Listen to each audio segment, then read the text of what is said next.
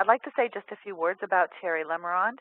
Terry's a retailer, an educator, an entrepreneur. He has more than 40 years of experience in the dietary supplement industry and has created almost too many nutritional and botanical formulations to count, many of which continue to be top-selling products on the market today. He was the first person to introduce glucosamine sulfate to the United States health market. He also introduced IP6, a unique black cohosh for menopause, and the entire concept of botanical standardization was transferred from Europe to the United States by Terry Lemerond. Continuing with this mission, he likes to be able to put forth good quality, scientifically based information for individuals so that they can make wise decisions in their use of dietary supplement for a variety of different health interventions. And so as part of that, we offer this educational webinar series. So without further ado, I'd like to introduce you to Terry Lemerond. Welcome, Terry. Thank you very much, Cheryl and Jennifer, and thank you for joining me today. I'm very happy to be with you, and I would like to be able to share some good educational information with, I think, a very, very powerful dietary food supplement. And I think half of America should be listening today, not because of me, but because of the subject: heart disease, cardiovascular disease, heart attacks, strokes, Alzheimer's disease. All of these conditions, including varicose veins, clot prevention, PAD, PAD, peripheral artery disease, and many, many more conditions associated with our vascular system. Half of America or more are going to be plagued with cardiovascular disease. It's the number one killer in America, and we all should be concerned about that. So it's a very interesting topic, and we are talking about a natural substance that can actually outperform any drug on the market today in this category.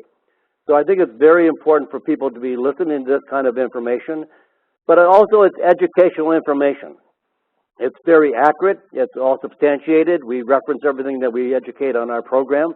But keep in mind, I'm not a doctor. I'm not a physician of any kind. I don't hold any medical degrees. And so when you listen to this information, it's education. It's something that maybe you can take to your doctor or discuss with your doctor. And I don't advise, if you're on any medication for cardiovascular disease, that you go off your medication in lieu of the natural substance Mesoglycan.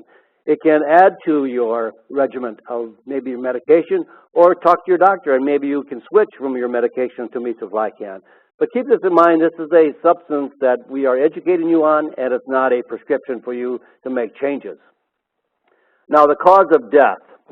In the early 1900s versus 2010, cardiovascular disease was fourth in the line of deaths in the 1900s. Today it's number one. Cancer is number two, and cancer in the 1900s was number 8. In the early 1900s, people died from pneumonia and influenza, tuberculosis, gastrointestinal infection. It was caused by viruses and infection, bacteria. Today, we are caused by the modern diseases that are brought about by the dietary intake. Our diet has changed more in the last 100 years than in the previous 3 million years. We have turned our diet upside down to a diet that was healthy in fats, to a diet that is overloaded with carbohydrates, and I might say those carbohydrates are refined and processed. The American diet is 70% carbohydrates.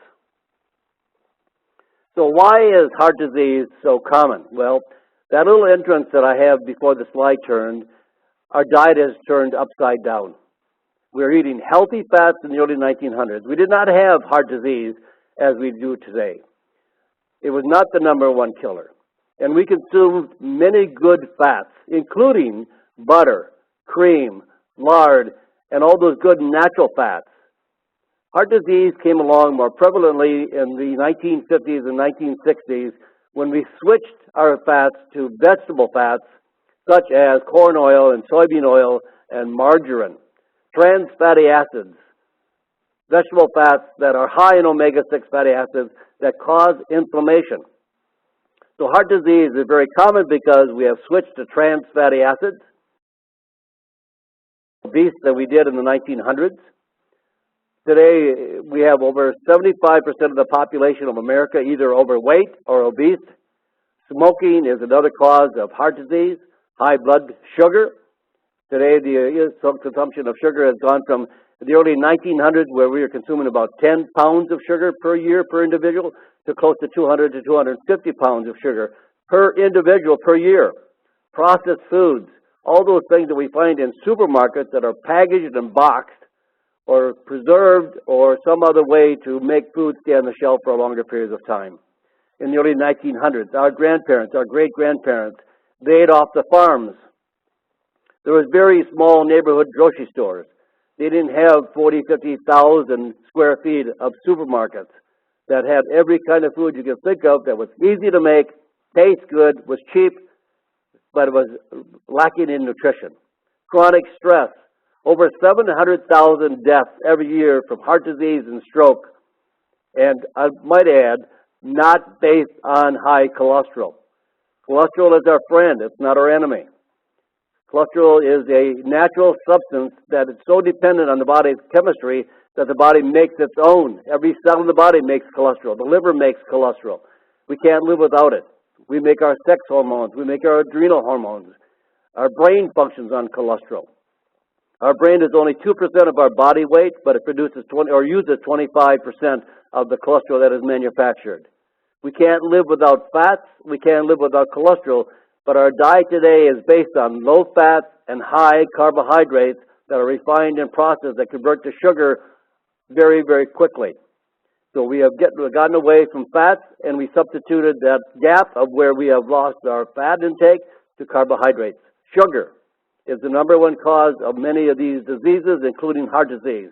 It causes inflammation, oxidation, and that's what causes arteriosclerosis, that's what causes heart disease and cancer and many more of our modern-day diseases of today. The root cause of heart disease, inflammation, not high cholesterol. So let's review some basic anatomy. Your heart is a pump. Your heart is a muscle. And when we have people that go on weight loss programs and they don't really change their diet, they don't change their lifestyle, they don't change their behavior, they don't change the way they eat. They just reduce the calories or they make smaller portions, but they don't get rid of the foods that cause them to gain weight. So when they get down to a weight that they think is appropriate, they go back to eating the same foods they ate before. It's a yo-yo diet. They go up and down. They lose 20 pounds, they gain 30. They lose 30 pounds, they gain 40.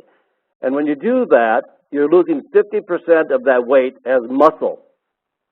Our heart is a muscle, so our heart continuously gets weaker as we lose more weight and then gain weight.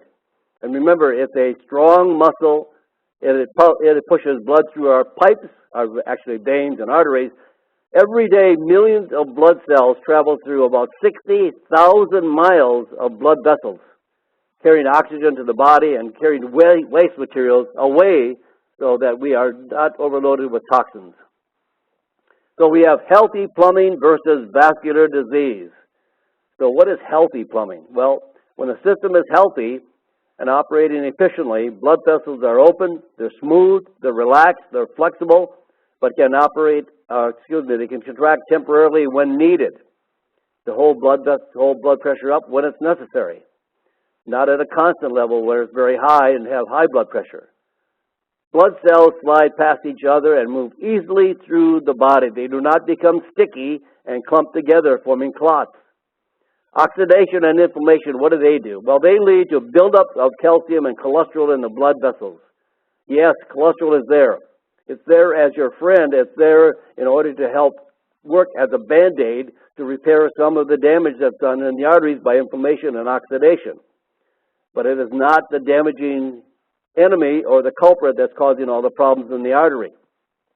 Oxidation and inflammation clog and it causes rigid and inflexible blood vessels. It causes blood cells to clump together and stick together, forming clots. So result, we have clots, bulges, aneurysms, tears, hemorrhages, blockage, heart attacks, stroke, gangrene in the extremities, which may cause a loss of a limb. Cardiovascular disease, conventional approach, well, it's always going to be drugs. Treatment for diseases of blood vessels can include statin drugs, those things such as Zocor, Lipitor, Crestor. They're prescribed to lower cholesterol levels. Now, when we lower cholesterol levels, we're lowering a nutrient that is so critical to the body's chemistry that our body produces it so that we don't have to look for it from an outside source. We don't have to eat it. We can eat it, and then we do eat more, the body makes less. If we eat more, we can eat less. But we have a balance of cholesterol for a reason. And to arbitrarily lower the cholesterol, as doctors would like to see, they don't even look at the numbers. They just say, oh, your cholesterol's too high, you got to lower it. Get it down lower, lower it. I've run into people that have cholesterol levels of 100 to 130. That's almost insane. We need it for all kinds of body chemistries and body functions, and we can't live without it. I've had people tell me that their doctor prescribed for the husband of the family statin drugs because he had a heart attack when he was in his 40s. So the doctor said, just to be sure, we're going to put the entire family on statin drugs, including the 12-year-old daughter. Insane. We don't need to do that. We need cholesterol levels. We make that young girl, 12 years old, she's going to make her hormones, and we can't make hormones without cholesterol. We need it for sex hormones, and we need it for adrenal hormones. And now you see more and more doctors prescribing drugs, testosterone, for low T. Well, where do you think we make testosterone? We make testosterone from cholesterol. Men who are on drugs for lowering cholesterol, they can't make testosterone anymore. We need it for our brain function. We have more Alzheimer's disease since we have been prescribing statin drugs. And so as we prescribe statin drugs, lowering cholesterol, we need cholesterol for brain function. We need fats for brain function. Our brain uses fat as an energy source for better function. When you lower statin drugs, it causes liver and kidney damage, muscle pain, wasting of muscle loss, loss of brain function, acute amnesia. Alzheimer's disease is one of the possible things that it could cause. So statin drugs may not be the answer. And we're going to tell you about some of the natural herbal substances that can take the place of statin drugs as we go through the program. They also prescribe anticoagulants like aspirin, warfarin, Coumadin. These are rat poisons. They thin the blood. Now here's a really important thing I think that I'd like to get across to some people. When doctors say, oh, don't use curcumin, don't use nattokinase, don't use some of these other herbs because they're blood thinners. Well, they're not the traditional blood thinners as doctors would look at a blood thinning drug. A blood thinning drug actually reduces the viscosity of the blood, thins the blood. When we talk about breaking up clots naturally, clots are broken up because you prevent the sticking of the platelets together that would form a clot. So they're prescribed to prevent blood clots from forming. Natural substances do just the same thing, but they don't thin the blood. Aspirin causes stomach ulcers. Warfarin can cause severe and dangerous bleeding and has many other interactions. Aspirin also causes bleeding. Even if you're just taking a baby aspirin, you're still causing some hemorrhaging in the body. Blood pressure lowering drugs, beta blockers, ACE inhibitors, calcium channel blockers, prescribed to reduce blood pressure. They have a variety of adverse effects, including depression, insomnia, asthma symptoms, and dry, persistent cough. So surgery is also one of the options. Stents, bypass to treat atherosclerosis, laser treatments or stripping of varicose veins, banding or removal of hemorrhoids. So let's look at more of a natural approach to cardiovascular disease rather than just the conventional approach, and maybe they could work together. What drugs can't do? Well, drugs can't repair the damage and rebuild blood vessels. You know, we're not deficient in drugs. Drugs are made for a crisis. They're there to save somebody's life. I'm not against drugs, but we use drugs for every little minor ache and pain. We don't allow ourselves to think about what could be used natural. How can we change our diet? How can we change our lifestyle? How can we make a difference? You know, I just thought of a tweet this morning. How much do you love your foods that you are eating enough that you would die for them?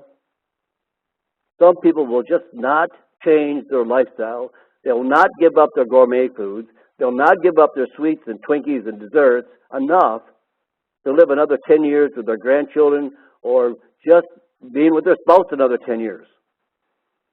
You know, we don't think what food is our strongest medicine available. And food will make us healthy and will make us unhealthy. So come on. Hello, my name is Mesoglycan. And mesoglycan is also called aortic acid. It's a mixture of glycosaminoglycans, otherwise known as GAGs, G-A-G. It's the building block of the joints, intestines, and the inside of blood vessels.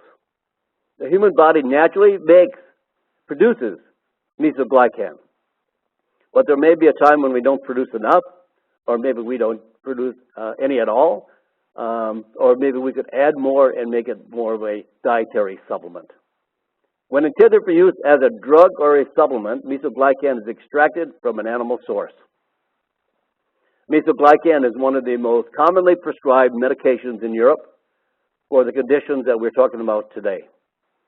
Mesoglycan can do what drugs can't, literally. Rebuild and restore damaged blood vessels. You know, why don't drug companies come out with mesoglycan? It is probably better than any drug on the market for this category. It's a natural substance, so it's not a drug in the United States. It's a natural substance.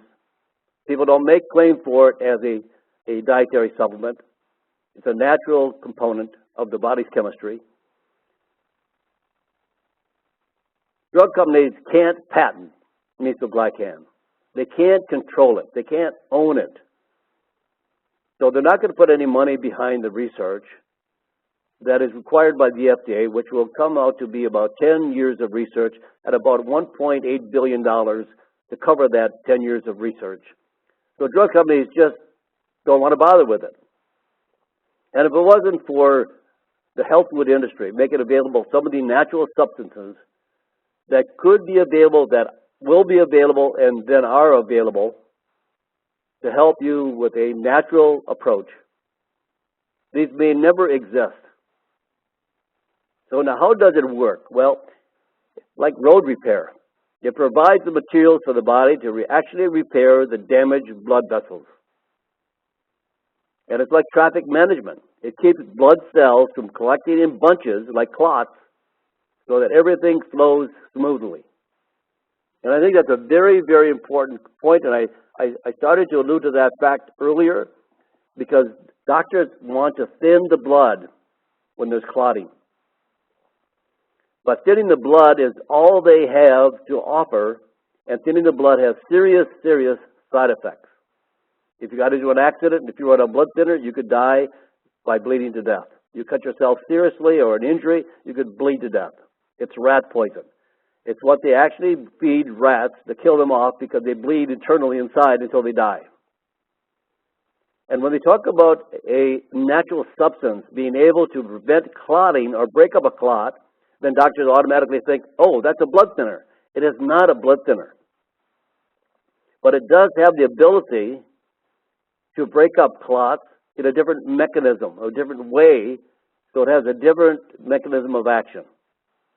It has two mechanisms of action. It's a building block to strengthen weak blood vessels and prevent bulging, tearing, and ruptures. So it's like putting, you know, the old tires years ago where there was an inner tube inside the tire? Well, that inner tube sometimes would blow out. That's what the air was. You would pump up your tire by inflating the inner tube inside the rubber tire.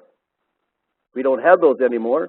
They have advanced the research on tires. But in the old days, you had a tube inside. And when that tube got a weak spot, it would bulge and it would rupture and your tire would go flat.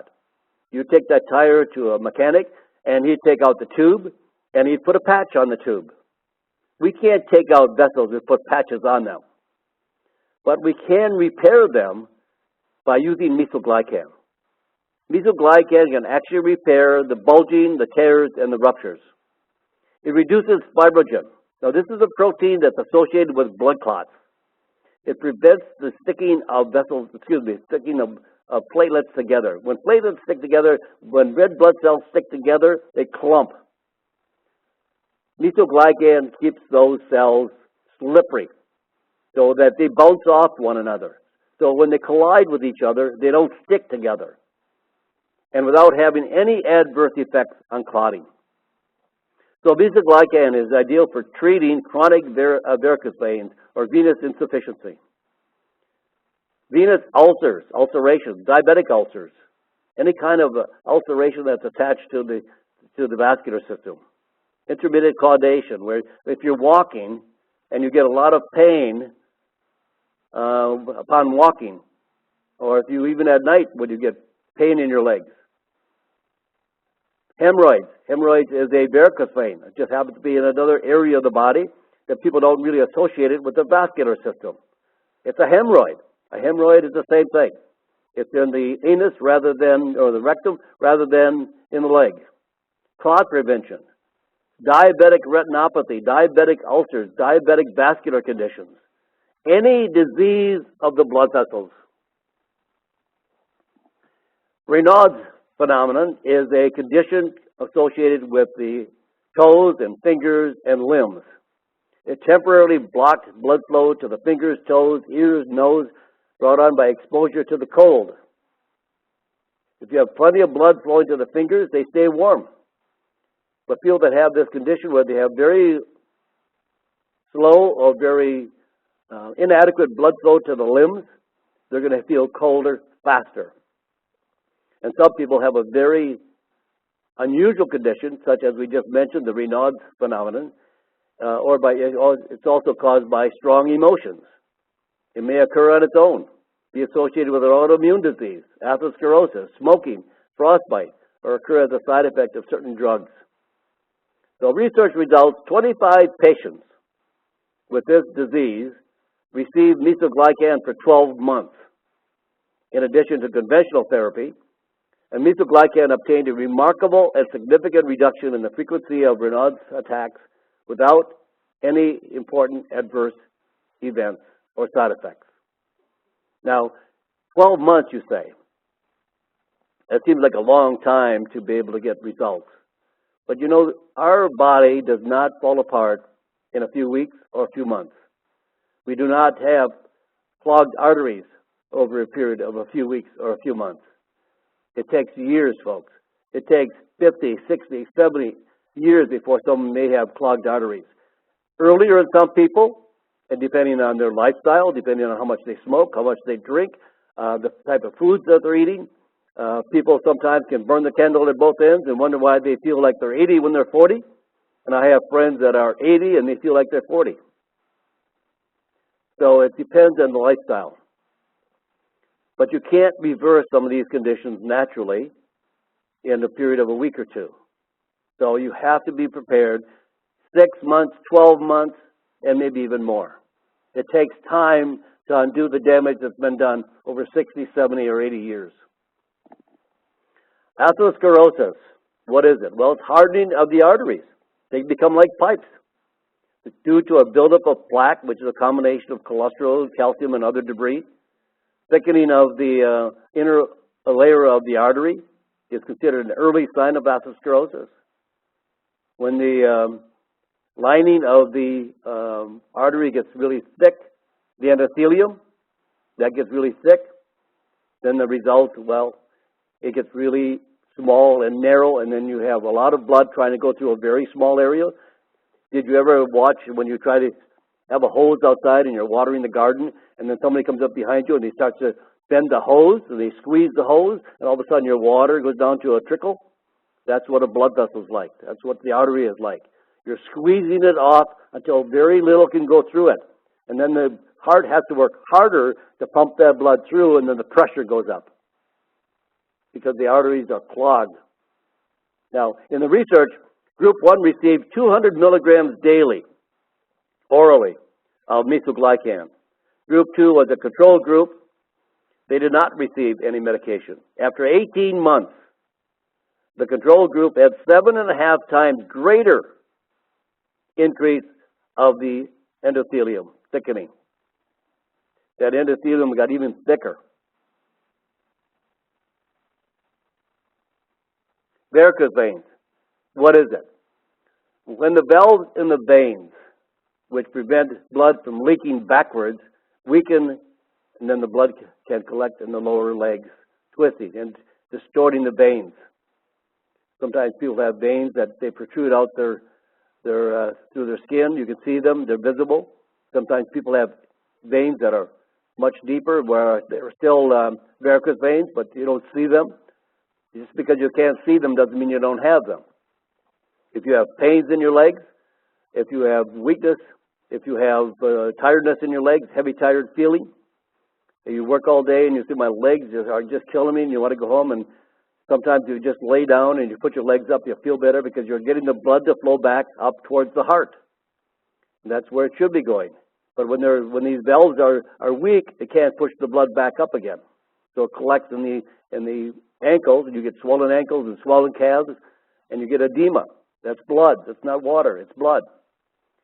And research shows that mesoglycan was compared to a drug derived from rutin called horse chestnut for the treatment of varicose veins.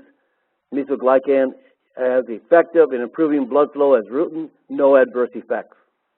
The clinical action and tolerability of mesoglycan make it a valuable aid in the arduous task of treating varicose veins or the varicose syndrome and its complications. People that fly, that's another condition that this is used extremely valuable for. And here it is, PAD, P-A-D, peripheral artery disease. What is it? It's a buildup of plaque and reduced blood flow, usually in the legs. In severe cases, it can lead to ulcerous sores on the feet and toes, and gangrene can set in, which may require amputation. Many people that fly will end up with swollen feet because they sat for a long period of time and the blood pools down at the bottom of the legs, around the ankles, around the calves. So the best thing to do is be prepared for that if you fly. Make sure that if you fly often, you might want to take mesoglycan as a preventative of blood coagulating. 20 patients with peripheral artery disease, PAD, received mesoglycan 60 milligrams a day for 20 days, and effects on elasticity of the artery walls were measured. Researchers found a significant improvement of arterial wall elasticity. Elastic arterial walls are more effective at carrying blood and less likely to tear or to become obstructed. Intermittent coagulation. What is it? Well, pain in the legs when walking, associated with early stages of peripheral artery disease. These are all signs that tell you don't wait until you have a really bad condition and you need surgery to open up the arteries. You can start early. Research results patients with IC received low-dose aspirin plus either a placebo or 30 milligram injection of mesoglycan daily for 3 weeks, followed by 100 milligrams orally for 20 weeks. Now, I don't know where you're going to find it in an injectable form in the United States. I don't know of anybody that does it injectably, but in Europe, they do that quite often. In the United States, I think you can find mesoglycan 50 milligrams or 100 milligrams per capsule and use that as an oral dose and use it ongoing, 1 or 2 capsules daily. I've had some people tell me that when they found mesoglycan and used it, I had one person tell me that within 1 dose, they could feel relief in their legs. I had one person that said that their varicose veins and medical treatments did not work.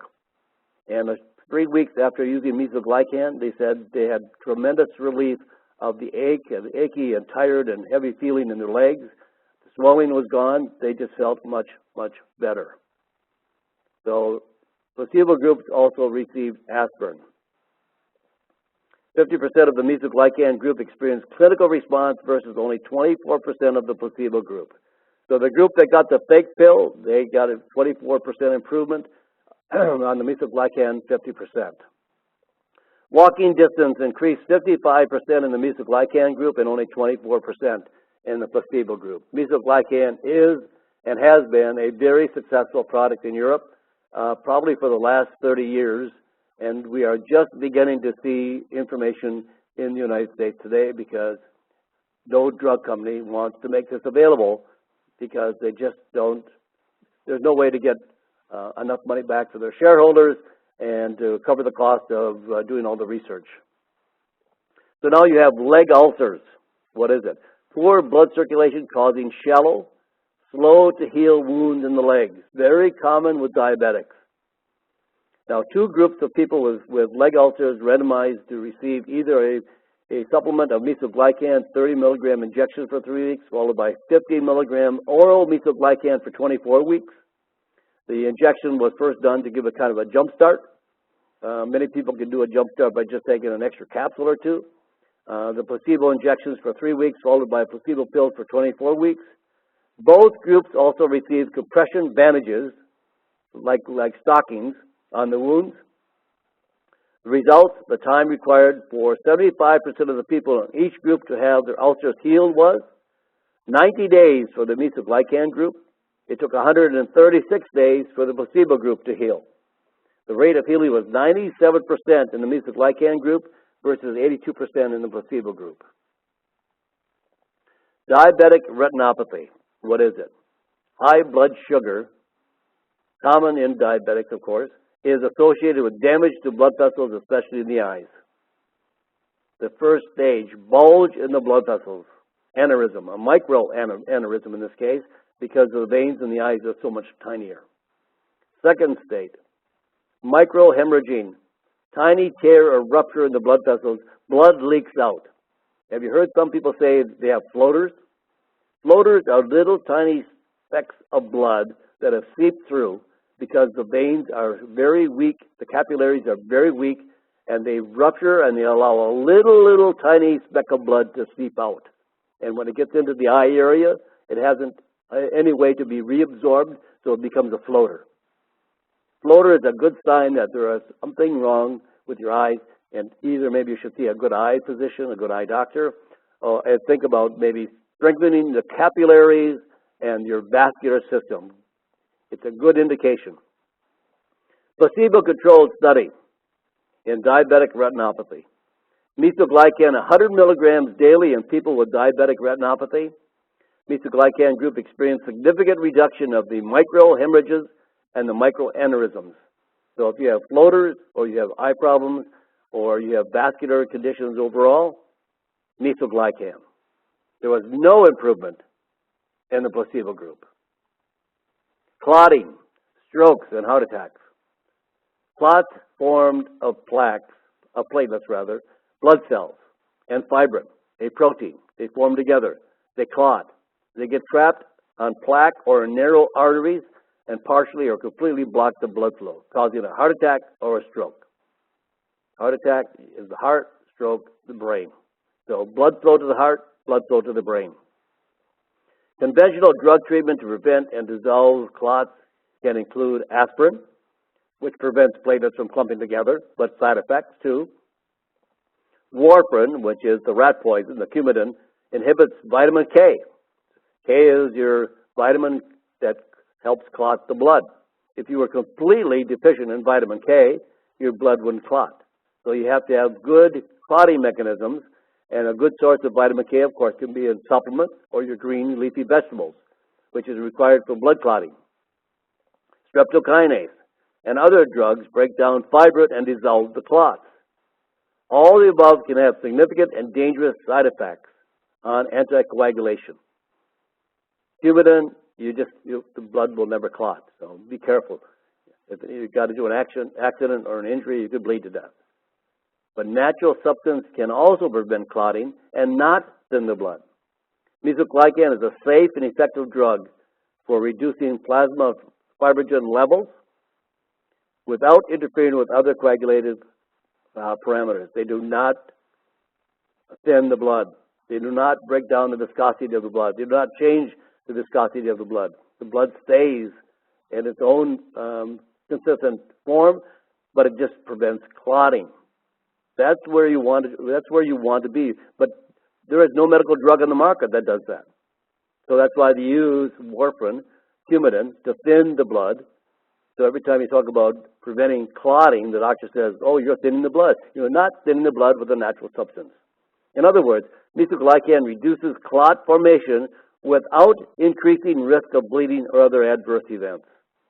There are excellent reviews in the International Journal of Vascular Medicine. These are just some of the studies. If you want to go in, you can find somewhere between 70 and 75 studies on mesoglycan. It's a good place. It's called PubMed.gov or PubMed com. Just go to PubMed Central and just in the search area put in Mesoglycan, and you'll find over 75, I think it's around 75 different studies on varicose veins, varicose leg ulcers, and all kinds of different anti-clotting mechanisms brought about by Mesoglycan. How does Mesoglycan compare to other heart supportive nutrients? Well, there's many others that are very good as well. Let's just touch base on a couple of them. All of the following have important benefits for the heart and circulation. What sets Mesoglycan apart is its ability to repair and rebuild blood vessels. This is a major advance by a natural substance that you can buy over the counter, you can buy in health food stores, and there are no side effects. It's safe. It has no unusual side effects or adverse events. Now, you can also use nattokinase. Nattokinase is from fermented soy. It works on fibrogen as well, which reduces abnormal clotting. Garlic, wonderful for cardiovascular and heart, lowering blood pressure, stabilizing and maintaining good, healthy cholesterol. Helps prevent plaque buildup and reduces blood pressure. Horse chestnut helps tighten up blood vessels and reduces leg swelling. Gooseberry. Now, gooseberry is a very interesting berry. It's hard to think about as a berry because I've seen them grow on trees and they look like a small plum. But gooseberry actually is as effective as Lipitor for controlling and managing cholesterol. It'll raise the good cholesterol, the HDL. It lowers the LDL. It lowers total cholesterol levels. It lowers triglycerides, which is very, very important. But here's one thing that I want to let everybody know. When we talk about things like garlic and horse chestnut and gooseberry, there's a lot of products on the market today that are just on the market today because they contain horse chestnut or gooseberry or garlic. But there are a lot of companies that just prefer to put a product on the market because they know that it's going to find a buyer, because they can lower the price. But in order to, we're educating and we're giving you information on certain natural substances. But these natural substances have been studied, a scientific basis behind them. But if you use products that are not designed to the scientific studies, to the same exact extraction process and the extraction standardization, you may or may not find a gooseberry or horse chestnut or a garlic or a nattokinase that will be effective, or a mesoglycan that will be effective. You have to follow the research. You have to follow the science behind these kind of natural substances, because there are all kinds of products out there that are called by the same name, but they are not developed to the same standardization, the same quality that are provided by the science and the information that's in the research studies. And the most expensive product in the world is the product that is the least expensive, but doesn't work. You've wasted your money. I don't want you to go out there and buy just anything like garlic or horse chestnut or gooseberry without knowing that you should be getting the best quality product, because we're talking about your health. We're talking about cardiovascular disease. We're talking about heart attacks. We're talking about strokes. You can't just go out there and buy something else off the market or off some internet site that may not have any resemblance of the product that we're speaking of. But now, good gooseberry prevents LDL cholesterol oxidation and thickening of the blood vessel walls. Pomegranate.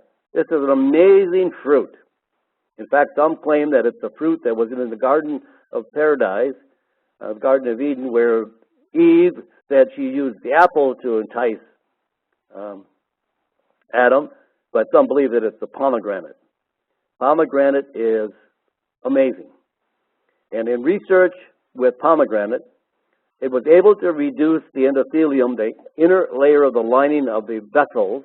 It could reduce that lining, making the blood flow through more easily because you had a wider, more flexible, more elastic artery. It reduced that by 35% in 1 year.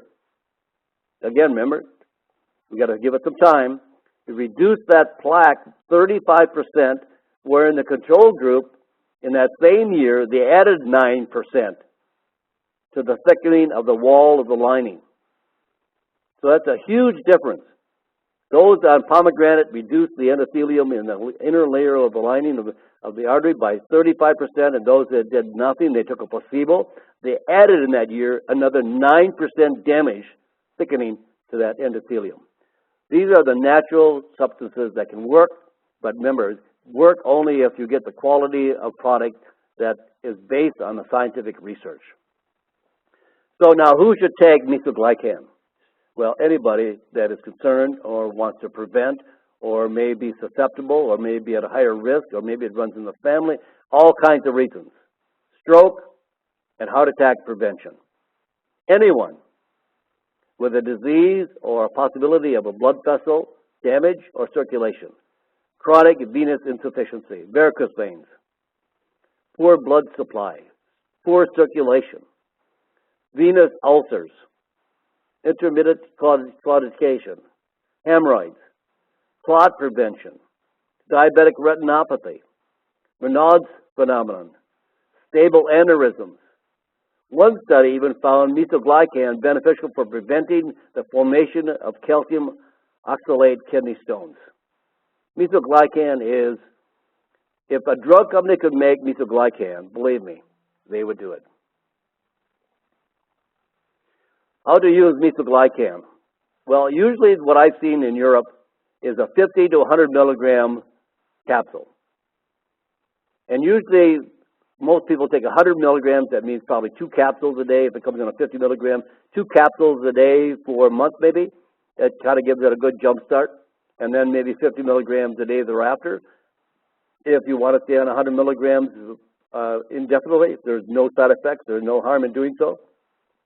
But now, if taking warfarin or Coumadin, I advise you to talk to your doctor, and always, we don't know who we are presenting this information to or who we are educating. So this is education. This is not a prescription for your health. This is to let you know that you can make some tremendous changes, but we always advise you to talk to your doctor before you make these changes, or at least bring your doctor in the loop. Say, hey, doc, I want to take something natural. I'm tired of taking rat poison. Okay, here's your chance to take something that is as beneficial, maybe even more beneficial, and you don't have the side effects.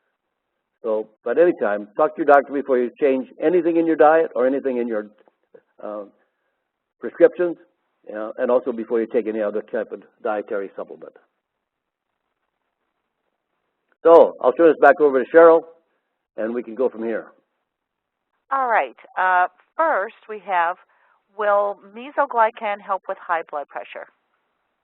I didn't see any research on it, but I would think that would be one of the things that I would put in part of my protocol for so, because as you open up the arteries and you increase the elasticity of the arteries, you would tend to reason that it would help to lower blood pressure. If your blood pressure is high and you're on medication, always let your doctor know what you're doing. Excellent. My grandfather had a mild heart attack a few years ago. He has taken an aspirin every day. Should I try to talk him into Mesoglycan? Oh, absolutely. Twist his arm. Anybody that has had a heart attack or a stroke, this is and survived, and that's not often. 50% of the people that have a heart attack don't even know it. That's the first sign or symptom is the heart attack and death. So if they've survived, absolutely. What I've seen from the chemists and the scientists in Europe, Mesoglycan is a must for anyone that's had a heart attack or a stroke or wants to prevent that. There's another individual who is talking with their doctor about going off of their statin drug, but they also want to start Mesoglycan. And since they are tapering off the statin drug, is there any reason they can't use both together temporarily? There's no reason that you cannot use them together. There is no reason why you can't go off Lipitor cold turkey. But also keep your doctor in mind when you talk to them that you say, I want to go off my statin drug. A statin drug, look, there's no research in the world that proves statin drugs prevent heart disease or strokes. Absolutely none. It's the biggest lie in the world. It's the biggest medical scam in history. Statin drugs are a $32 billion category that drug companies don't want to go away. And so they are perpetuating the lie so that they don't lose that $32 billion annually. It's a crime, and there's no research that's ever proven that it's been helpful. And there's hundreds and hundreds of studies that prove that it's ineffective. It does nothing but lower cholesterol. Yes, it absolutely lowers cholesterol, so it works, but you don't want that. You don't want to lower cholesterol. All the damage that's done is done by inflammation and oxidation and not by high cholesterol. They keep perpetuating that because they want that money, that profit, and now they want 72 million to 100 million people on statin drugs by the new regulations and guidelines put out by the FDA. Wow. Here's a person who probably has a question that many of our listeners may be contemplating. You talked a lot about other things that can help improve circulation, and they said most of us have a limited income, and with all the wonderful things available like gooseberry and horse chestnut, etc., would you pick Mesoglycan over the others? Absolutely. Absolutely. You only need one 50-milligram capsule a day to do more than what any drug can do today. And the lady that, I should have mentioned too, the lady that's on Lipitor, whoever it was, the lady or man, I'm not sure it was, Indian gooseberry is actually as effective as Lipitor, if not more effective, without any side effects. It's an adaptogen. It's a natural substance. There are no side effects. 1,000 milligrams a day is a good dosage. It takes about 3 months for it to have an effect, as any other drug. Statin drug takes at least 3 months anyway. There's good clinical studies that shows it's effective. And really, I would never, ever have a loved one in my family that I would allow to take a statin drug. All right. We have a couple of questions on varicose veins. One of them has to do with the purple shading of the legs. Will that eventually go away, that purple shading in the lower extremities, with the use of Mesoglycan? And the second question about varicose veins says, can the Mesoglycan actually help repair the already damaged varicose veins, or does it, and make them normal again, or is it holding them from getting worse? First of all, yes, it can repair the damage. How much damage is done, so how much can we repair? You know, there's always that point of diminishing returns. Things like this are not miracles. But they can do a tremendous amount of improvement. I've had people tell me that they found Mesoglycan in a health food store, and they started taking it. And this one lady said she had so much pain in her legs from varicose veins, and they were unsightly, and she said within 3 weeks, the pain was gone, the heavy, tired leg feeling was gone. She said, I can't believe what has happened in 3 weeks. And she said, I have had more results in 3 weeks than I had previously with several years with physicians. That's the way it is, but you know, everybody is different. We don't know who we are talking to. We don't know how severe varicose veins are in each person, and I don't know how much bluish leg color can be returned. There's no research that points that out to any extent. But believe me, your varicose veins will be improved dramatically and significantly over a period of time when you start using Mesoglycan. Well, I think a secondary thing must be that because it's strengthening the artery walls, that even if the varicose veins are not 100% repaired, they're not going to bulge as prominently. And as many people, if any of our listeners are suffering from varicose veins, you'll notice that when you first wake up in the morning, they don't look that bad, but by the end of the day, they're very, very prominent. And those changes come as a result of the amount of bulging that is occurring in the veins because of the difficulties in returning the circulation back up into the body, and that pooling of the blood makes them bulge. So yes, I think it would have, even if all it did was strengthen the artery, it would have a wonderfully healthy impact on improving the appearance of the varicose veins because they're just not going to be as prominent. Oh, I would agree. I think everybody's different, but on the surface, I absolutely agree. All right. Here's a question about one of our attendees has a lot of people that they are looking at his kosher patients, and they are on a kosher diet for religious reasons, and they understand that Mesoglycan is extracted from the porcine source. Is this a porcine or bovine-derived product first? It is. It's derived from pig. Porcine is pig. It's derived from the intestinal tract of a pig. It can be also extracted from the heart. The intestines is a better source, so we've stayed with that particular source, but it's not kosher. But I have some friends that are vegetarians, that are Jewish, and they, for religious reasons, they would avoid pig. But in some cases, they say, to me, this is medicine. Well, we contacted two rabbis. We contacted an Orthodox rabbi in New York City, and we contacted a Reformed rabbi in California and asked them about dietary supplements that might contain either shellfish componentry or porcine-derived componentry. And both of the rabbis responded that it depends, because many rabbis believe that there's a difference between food and medicines. And if you need a medicine for your health, that falls outside of the range of dietary restrictions. Other rabbis interpret it more rigidly and believe that whether it is a medicine or a food, it should follow kosher practice. And so the best advice we can give is to talk with your rabbi. It may be that your local denomination, or if you are Muslim, also talk with your religious leader to see what is the current belief in your particular area, because it may well be that you don't have to make a choice depending upon whether or not your group believes that it is a medicine versus a food. I've also had some people ask me too, Cheryl, why not use a bovine source then? Why not use cow rather than pig? The pig is more, similar to a human being. The digestive system is more common to a human, where a cow doesn't digest the same. And so many parts of the cow does not have a medicinal effect as the pig would. Enzymes, for example, the enzymes come from a pig, they do not come from a cow.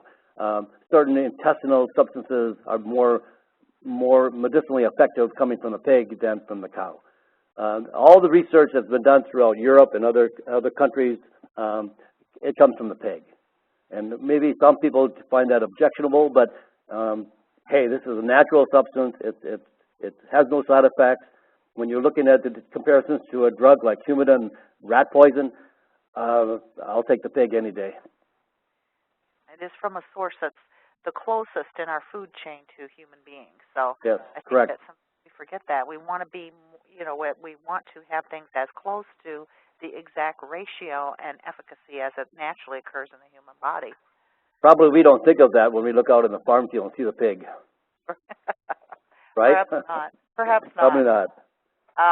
Here is a question about an aortic aneurysm. This person has an abdominal aortic aneurysm, and that's being measured every 6 months to make sure it's not growing in size. Would Mesoglycan be useful for that? Absolutely, and I would suggest go on it and let us know every 6 months. I think you're going to be surprised. Here's another one. Says are there any foods that increase or decrease the activity of Mesoglycan? None that I'm aware of. Although if you wanted to take things like garlic, that might improve the function of what you're trying to accomplish, or horse chestnut. Some of these natural, like gooseberry, some of these other components that are also naturally derived might be complementary to Mesoglycan, but I don't know of anything that would make a Mesoglycan be more effective. Like if I drank milk with it, would it be more effective? No, I don't know of anything like that. Here's a person who wants some clarification about edema in the legs being blood versus excess water. Is that always the case with peripheral edema? Well, it's been my understanding, and perhaps you can tell me if you agree with this, Terry, that the pooling of the blood is what causes the water that causes the edema, because then you have fluids that are seeping through the blood vessel walls and collecting in the legs because of improper circulation. The puffiness of the leg or the ankle or the foot is not the blood itself, but the fluid componentry of the blood. Is that your understanding as well? That's correct. That's true. So when we talk about circulation, that's one of the ways that we reduce the excess fluid accumulation in the lower legs, is to improve circulation. so that the water is carried back to the kidneys for proper processing. All right, let's see. I want to go through and make sure I did not miss anybody's questions because we got them both in a couple of different places. I think we have one more. Some people are asking us brand names and where you can get Mesoglycan. So we try to keep our third-party webinars as free of commercial influence as possible, and we will send information to those of you who are interested on more information on how to obtain Mesoglycan, but we don't like to discuss specific companies or brand names in the course of our webinar. But thank you so much for your interest. Here's another. Would Mesoglycan help with glaucoma and migraines? You know, it might help with migraines because sometimes when you get a constriction in the vascular system in the head, you could get migraines, headaches.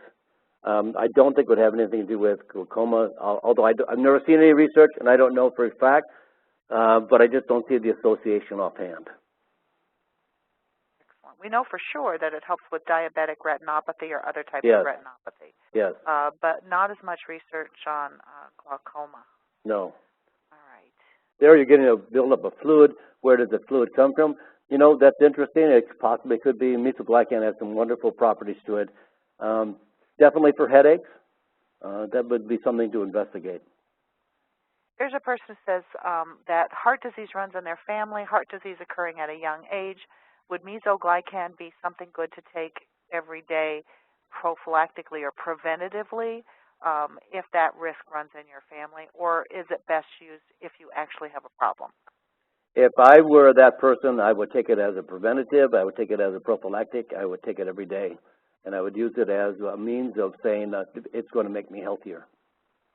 All right. Excellent. Is the product produced from pigs in Europe or the USA? In Europe. They're European pigs. Wait. And here is another question that just came in. Let's see.